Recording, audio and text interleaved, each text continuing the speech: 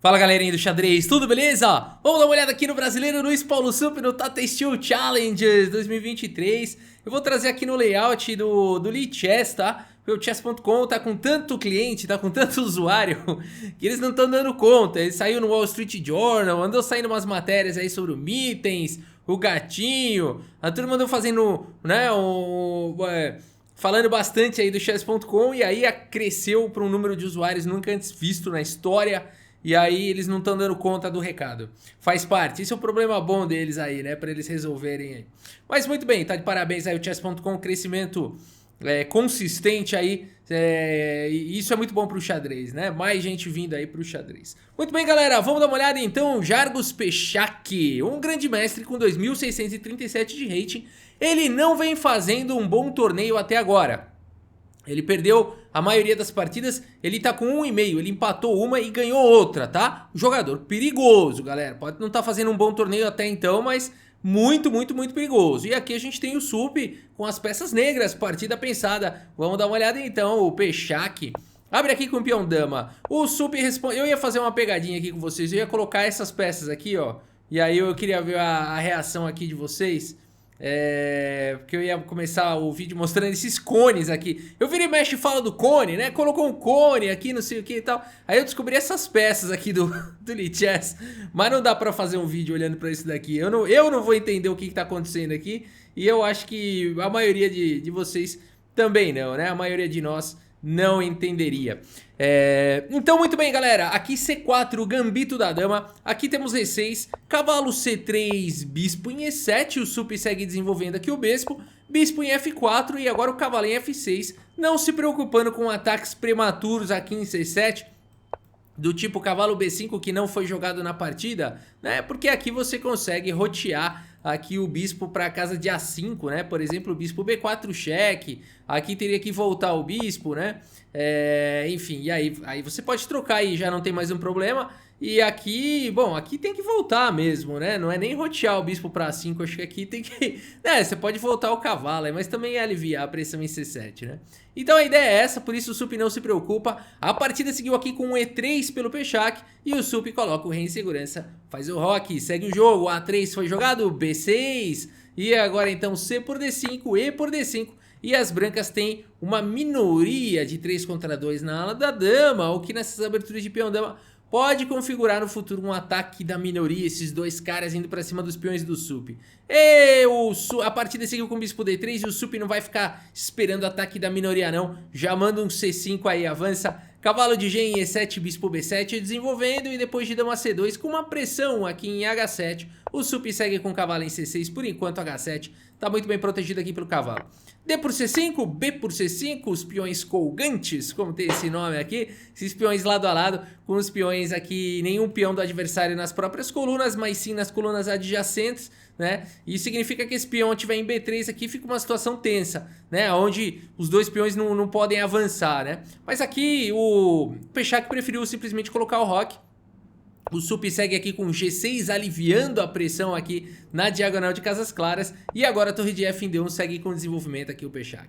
Sup segue com dama C8, olha só o perigo na posição. Já começa a existir uma pressão aqui pra cima do peão central, né? E a dama nessa coluna também tava sujeita a muitos tipos de ataque. Por isso o Sup passa a dama pra casa de C8. E aqui um lance que é possível de ser jogado também na posição, é essa ideia, né, de combater aí os peões colgantes, colocar o peão em B3, mas isso é coisa de livro, né? O Pechak segue aqui com o cavalo G3, agora melhorando aqui a posição das peças. O Sup segue com torre D8, já dando reforço para o peão isolado, para o peão central, perdão. E aqui bispo em F1 foi jogado pelo Pechak, saindo da frente aí da torre. Sup segue com dama em E6, traz mais proteção aí no centro. Cavalo em A4, pressiona agora o peão aqui de C5. E o Sup segue com esse bonito lance C4 aqui. Eu achei esse lance muito interessante porque em geral você evita fazer isso, porque vai enfraquecer esse peão, agora vira um alvo, né?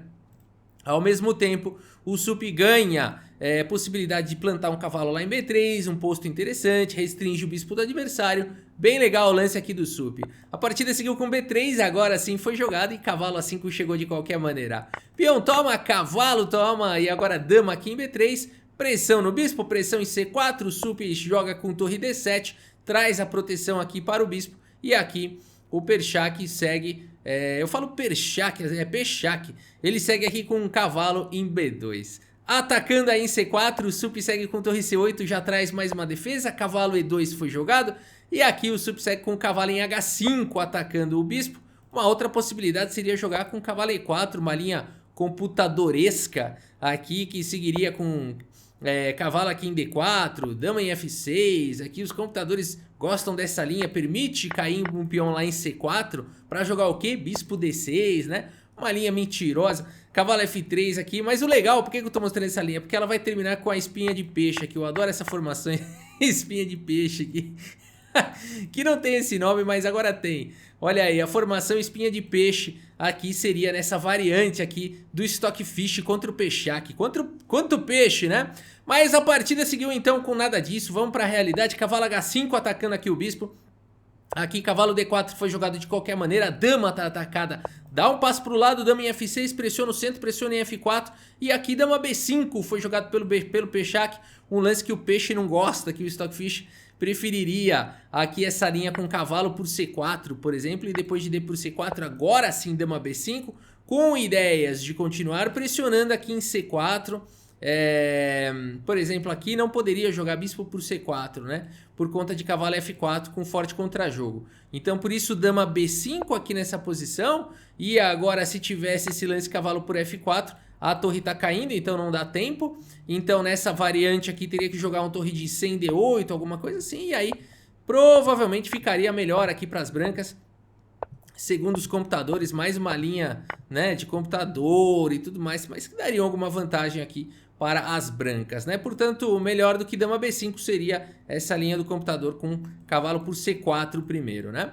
Mas dama B5 foi jogado, a torre está atacada, o Sup segue agora com cavalo B6, protege o bispo, protege a torre, protege todo mundo, protege o peão central, bela defesa aqui do Sup, cavalo D3 foi jogado e agora sim, cavalo por F4, cavalo por F4 e o bispo vem para D6. Pressão para cima do cavalo, Pechak protege com G3, torre de D em C7, Sup monta aí, domina aí a coluna C, bispo em H3, tentando desarticular as torres aqui do Sup, torre C5, primeiro atacando a dama vai para B3 e agora a torre B8 aqui pelo Sup. Uma outra possibilidade também, nem igualmente boa, seria jogar com a torre aqui em C7, né? Mas aqui o Sup preferiu jogar com a torre B8, A4 foi jogado o bispo A6 e depois de torre de A em B1, bispo C4. Aqui o Sup vai para cima da dama.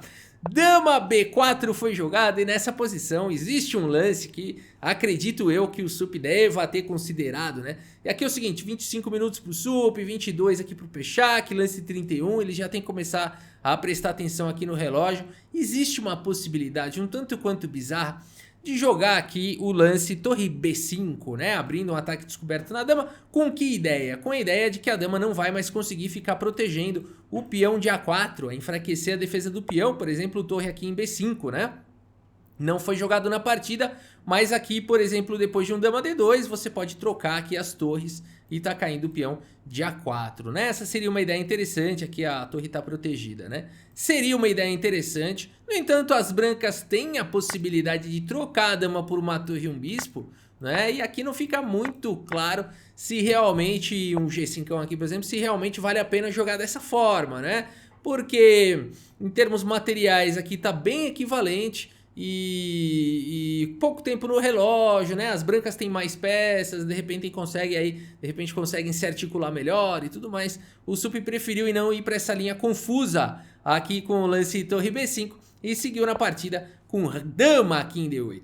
Seguimos com dama B2, o Sup segue cravando o cavalo, a dama se incomoda, vai para casa de A3, o bispo D6 ameaça uns ataques descobertos, a dama sai para A1, o Sup crava de novo e por aí vai, até que a gente tem aqui essas 3 repetições aqui, o empate, portanto, entre Gergos Pechak e o Luiz Paulo Sup, o nosso grande mestre. Uma partida dificílima, galera, a gente tá sem o relatório aqui do chess.com, mas eu puxei aqui o relatório do Lichess e deu 94% de precisão para cada um, uma partida flat em termos de avaliação, né? Uma partida muito equilibrada do começo ao fim, com 94% de precisão para cada um dos jogadores, né? Uma precisão muito alta, realmente foi uma partida muito equilibrada, bem sofisticada, os dois ali jogaram com muita qualidade, né? E realmente é muito difícil de pontuar num torneio como esse, né? A gente vai vendo aqui, vai acompanhando o nosso grande mestre Sup e vai vendo como o torneio aí realmente é pesado, né?